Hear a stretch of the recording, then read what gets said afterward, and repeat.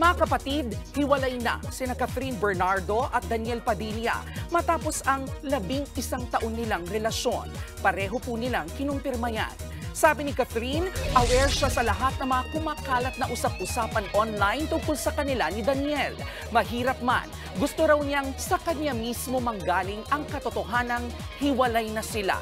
Si DJ ang first boyfriend ni Catherine. At sabi ng aktres, I will always have love for him.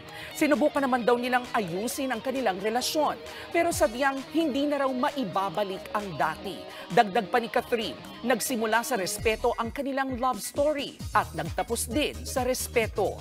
Sa hiwalay na post naman ni DJ, sinabi niyang isang malaking biyaya ang kanilang pagmamahalan. Sabi pa ng aktor, thank you for dancing with me during my highs and singing with me during my lows. Dagdag pa niya, our lives may drift away but our love will still ride that tide. Sabi ni Daniel, walang hanggan at walang katapusan ang pagmamahal niya sa kanyang Bal. Pareho rin silang nagbigay ng mensahe sa Kathniel fans. Alam daw nilang mahirap itong tanggapin pero kailangan.